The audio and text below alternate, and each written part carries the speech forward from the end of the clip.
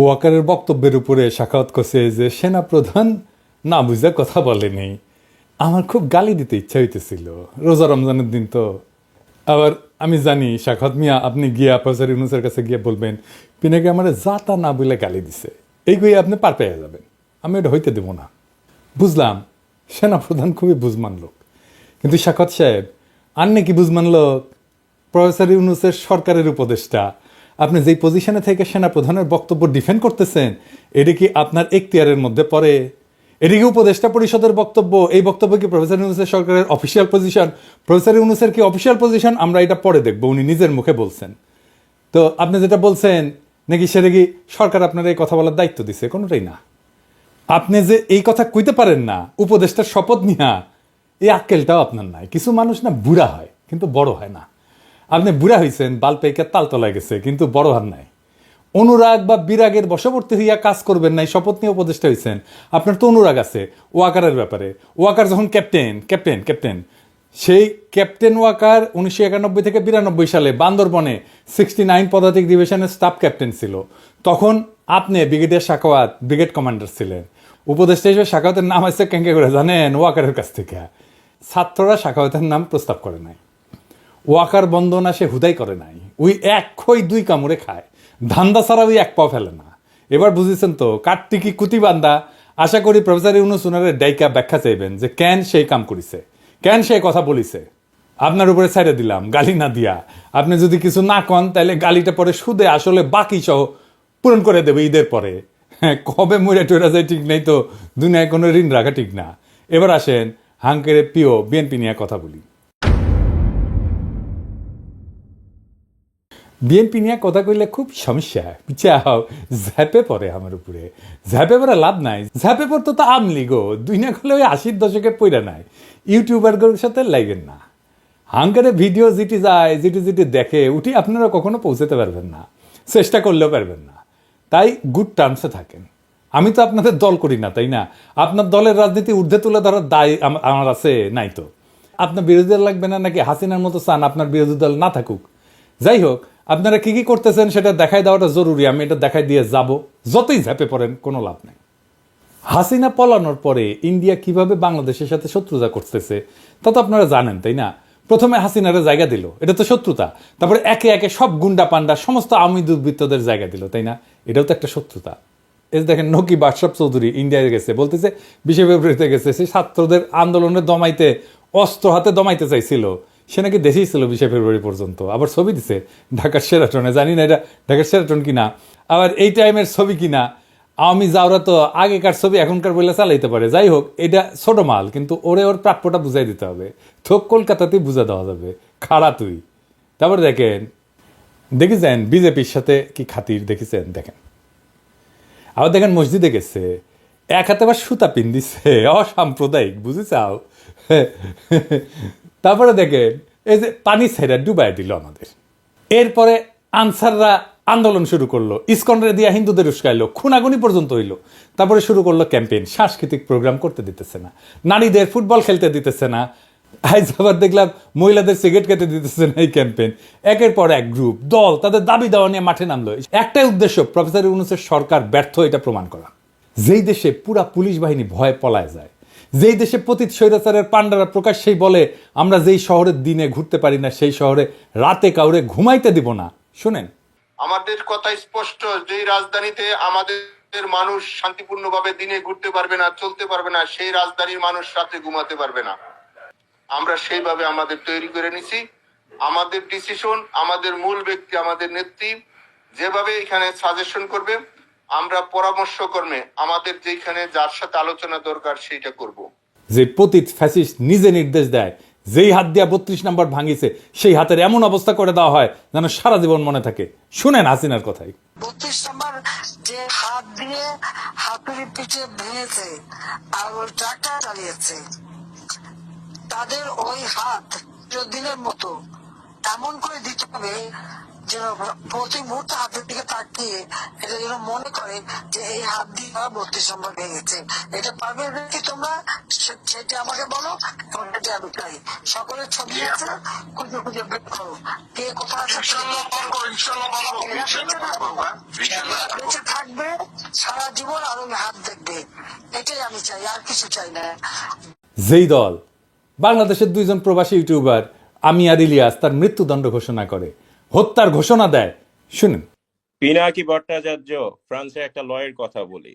If you kill someone, you don't need to death penalty. Maybe life in the prison, 10 years, 12 years.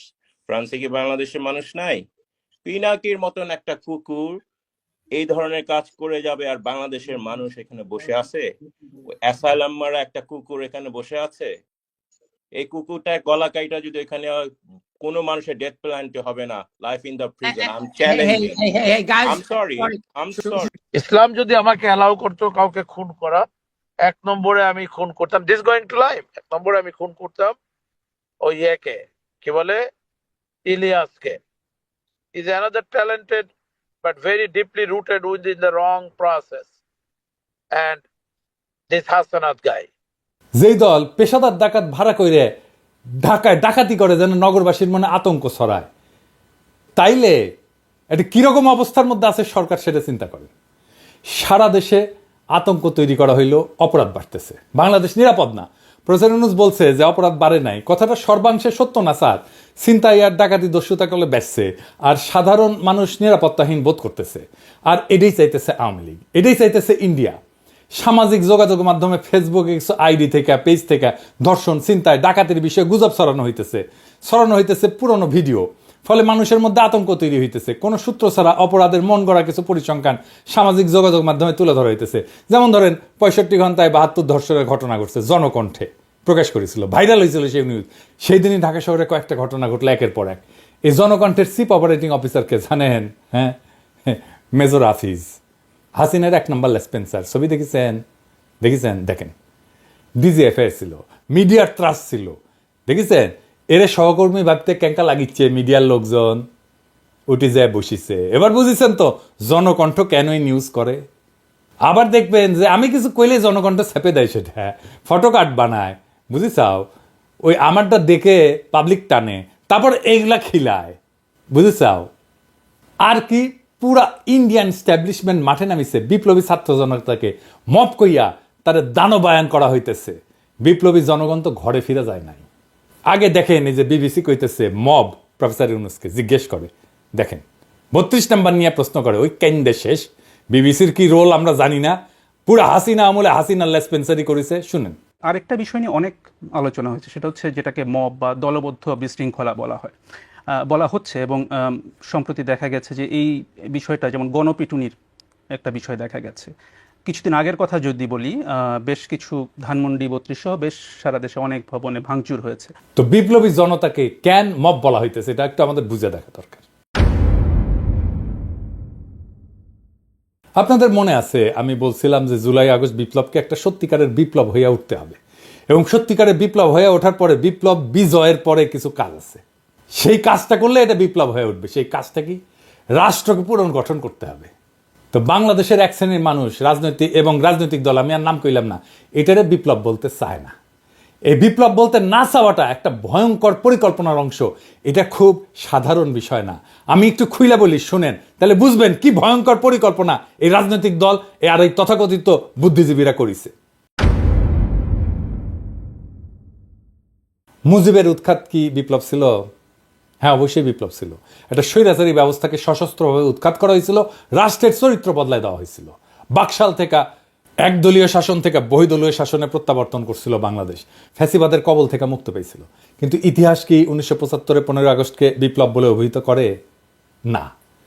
এই জন্যেই August বিপ্লবের নেতাদের ফাঁসি দেওয়া গেছে, কারণ এটাকে বিপ্লব বলে স্বীকৃতি দেওয়া হয় নাই।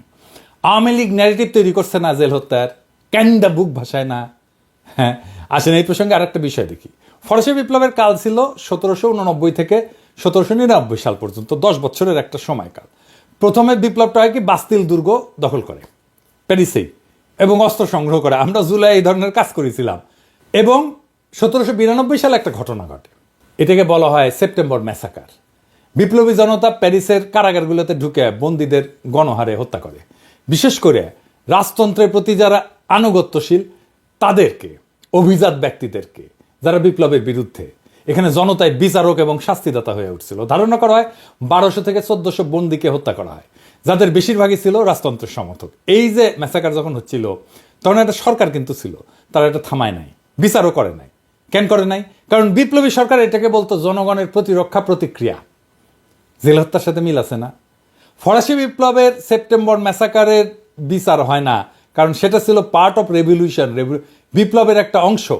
আর 1975-এর জেল হত্যার বিচার হয়, 15 আগস্টের বিচার হয়, ফাঁসি হয়, কারণ এটা বিপ্লব বলে স্বীকৃতি পায় নাই। পশ্চিম যদি এসে বলে তোমরা জেলখানার মধ্যে ঢুইকা রাজনৈতিক নেতাদের মারিছো, কি খারাপ কাজ করিছো, তো ওদের কেন আমরা বলতে পারি না তোমরা ফরাসি বিপ্লবের সময় জেলে ঢুকে কি করছিলা? ওইটা ঠিক, আমারটা বেঠিক, কারণ তুমি বড় কর্তা, তোমার পাদে গন্ধ, তাই না? আজ যারা জুলাই আগস্ট বিপ্লবকে বিপ্লব বলে স্বীকার করতে চায় না, এটারে বিপ্লব বলে উপহাস করে, তারা আমাদের সন্তানদের, ছাত্রদের ভবিষ্যতে ফাঁসি দেওয়ার বন্দোবস্ত করতেছে। এটাই ইন্ডিয়ান প্ল্যান। যারা জুলাই আগস্টকে বিপ্লব বলতে চায় না, যারা আমাদের বিপ্লবী ছাত্র জনতাকে মব বলে, তারা ইন্ডিয়ান লেসপেন্সার। এদেরকে আমরা ছাড়ব না। আপনারা আমাদের মৃত্যুর পরোয়ানা লিখবেন আর আমরা আপনাদের ছাইড়া দেব ভাবছেন? কখনো না। যারা আমাদের নৈরাজ্যবাদী বলতেছেন দেশকে অশান্ত করে রাখছি, তাদের বলতেছি বিপ্লবকে সমাপ্ত করতে হবে, রাষ্ট্রকে পুনর্গঠন করতে হবে, ফ্যাসিবাদের প্রত্যাবর্তনের সম্ভাবনা বন্ধ করতে হবে, সকল গুম খুন নির্যাতন অত্যাচারের বিচার হতে হবে। ওয়াকার সাহেব, আপনি নিজে বলছিলেন না 5ই আগস্টে সব অবিচারের বিচার হবে, আপনি নিজে দায়িত্ব নিয়েছিলেন না? শুনেন, আমি আপনাদের কথা দিচ্ছি, সমস্ত হত্যা, সমস্ত অন্যায়ের বিচার আমরা করব। প্রতিটা হত্যার বিচার করা হবে, প্রতিটা অন্যায়ের বিচার হবে। আর আজ আপনি প্রফেসর ইউনূসকে আয়নাঘরে ভিজিট করতে দেন না। বিডিআরের বিচারে বলেন ফুল স্টপ, আর বলেন বিচার করতে গিয়ে ইনস্টিটিউটের যেন ক্ষতি না হয়। এক মুখে দুই কথা কেন জাতি জানতে চায়? 1971-এর 16 ডিসেম্বরের পরে অসংখ্য মানুষকে ধরে ধরে হত্যা করা হয়। কাদের সিদ্দিকী প্রকাশ্যে বেয়নেট দিয়ে খুশিয়া স্টেডিয়ামে হত্যা করে কয়েকজনকে। কাদের সিদ্দিকীর শাস্তি হয়েছিল? হয় নাই। মামলা হয়েছিল? হয় নাই।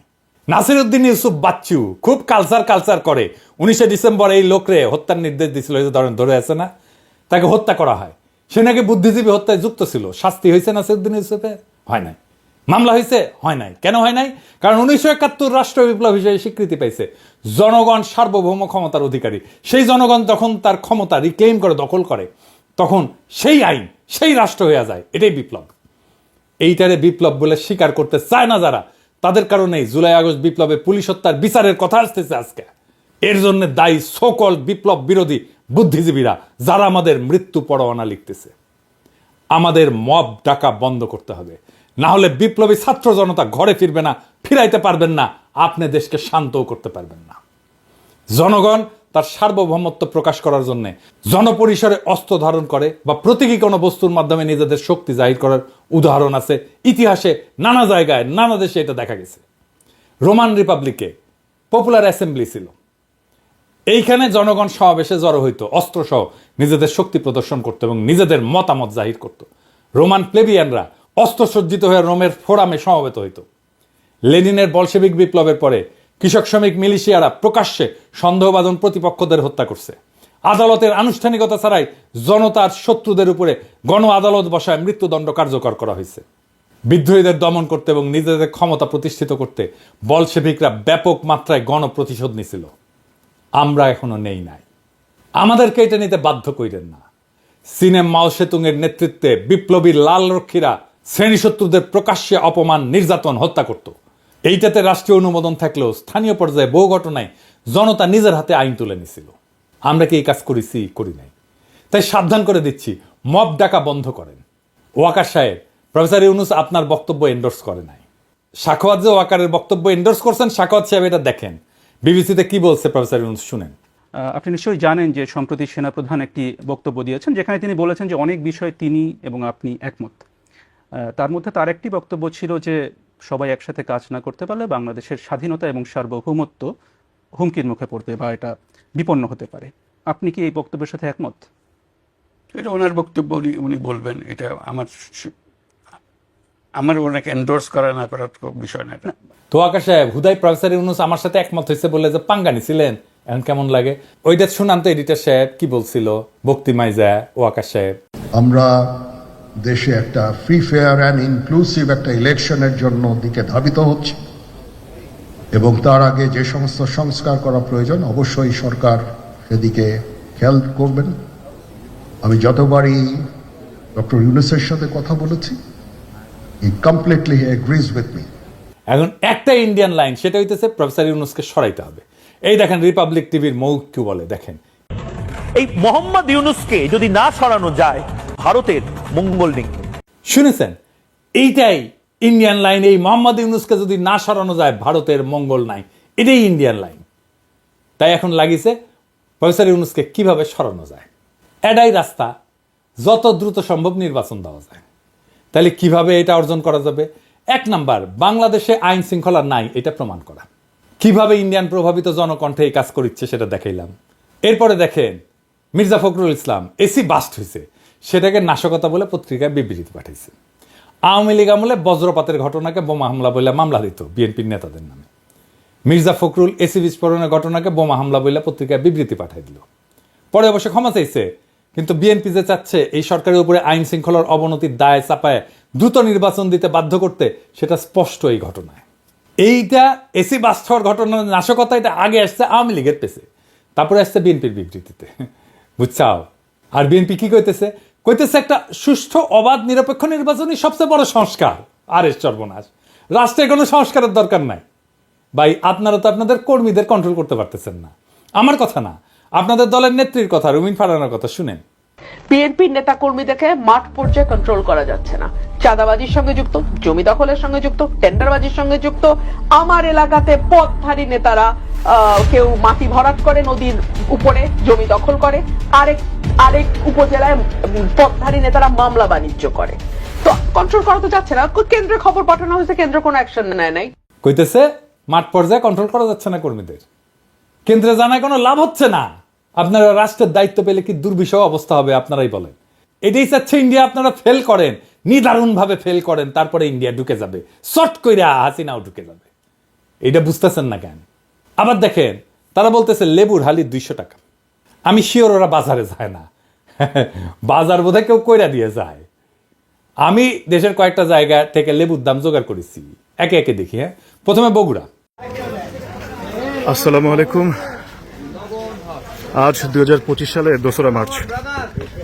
আমি বগুড়া জেলার বিখ্যাত বৃহত্তম বাজার, এটা কলোনির বাজার।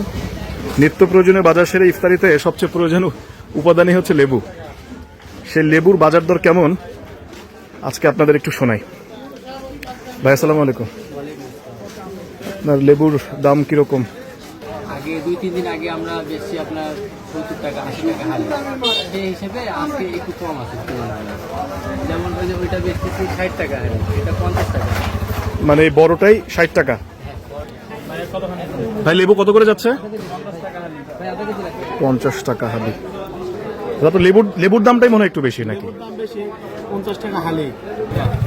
ভাই লেবুর বাজার কত যাচ্ছে? 40 টাকা 50 টাকা হালি যাচ্ছে। আচ্ছা, গতকাল কত ছিল? গতকালে একই রেট ছিল 50 টাকা। কত দেখলেন? 50 টাকা হালি, তাই না? কক্সবাজার আসেন। আমরা আছি এখন কক্সবাজার শহরে কানাইয়া বাজার। হ্যাঁ, লেবু কত? খালি কত? খালি 70 টাকা। কত? 15 টাকা। কম হবে না? কত দেখলেন? 60 টাকা হালি, তাই না? পটুয়াখালী আসেন। হালি 50 টাকা। 50? কি দাম কি বাড়ছে নাকি? না, এখন আগের মতনই আছে। মনে কাছে রোজার এখন তো সিজন না, রোজার আগে আসলে আপনার 50 টাকা, এখন ওই 50 টাকা আছে। কত দেখলেন? 50 টাকা হালি, তাই না? ঢাকায় আসেন। মা মরিচ কত? 250 গ্রাম 25 টাকা। আর বেগুন? বেগুন 70 টাকা। এই লেবুগুলো কত? লেবুর হালি কত? লেবু 60 টাকা হালি, দিলে 50 টাকা হালি। কত দেখলেন? 50 টাকা হালি, তাই না? যশোরে আসেন। বর্তমান দেশি লেবু বাজারে আর না আসার কারণে দেশি লেবুর একটু দাম বেশি। আমাদের বর্তমানে কিনা লাগতেছে দেশি লেবু আপনার 1700 থেকে 1800 টাকার শোয়া, আমরা এখন বেচতেছি 20 টাকা পিস, অর্থাৎ এক হালি বেচতেছি 70 অথবা 80 টাকা। একটু বেশি দাম 80 টাকা হালি, কিন্তু 200 টাকা তো না। তাইলে বলেন এত বড় একটা সবচেয়ে বড় রাজনৈতিক দল লেবুর দাম 200 টাকা হালি কিভাবে বলে? কি বার্তা দিতে চায়? কালবেলার রেফারেন্স দিচ্ছে। কালবেলা কার পত্রিকা? সন্তোষ শর্মার পত্রিকা। তো এই সন্তোষ শর্মা ইলিয়াসের ভিডিওতে দেখছেন সে কে পুরা রয়্যাল লোক। তাইলে এইটা যে ইন্ডিয়ান একটা পরিকল্পনা প্রফেসর ইউনূসকে সরায় দেওয়ার, তাতে কোনো সন্দেহ আছে? বিচারের ভার আপনাদের উপরে দিলাম। বাংলাদেশে ইন্ডিয়ান প্ল্যান বাস্তবায়ন করা যাবে না, ফুল স্টপ। এই পুরান দিনের পলিটিশিয়ানরা অনেক কিছুই বুঝতে চাইতেছেন না। বুঝতে চাইতেছেন না তরুণদের স্লোগান, বুঝতে চাইতেছেন না বারুদের বিরুদ্ধে জ্বলে ওঠা গ্রাফিতি আর জুলাইয়ের দেওয়াল লিখন, কিন্তু তারা ঠিকই খুঁজে নিচ্ছে পরিত্যক্ত আস্তাবল, হাসিনার ব্যবহৃত সহিস, যাতে দিল্লির ঘোড়ায় চেপা দ্রুত পুরনো বন্দোবস্ত রাষ্ট্র করা যায়। দুনিয়া এবং আখেরাতের কসম, যারা দাখিল হয়েছে বর্ষা বিপ্লবে, রুহানি প্লাবনে কেটেছে সাঁতার, তারা জানে বঙ্গীয় বদ্বীপের সত্য সুন্দর নতুন ভবিষ্যৎ নির্মাণের ভাষা কি। সেইটা ইনকিলাব, বিপ্লব, ইনকিলাব জিন্দাবাদ।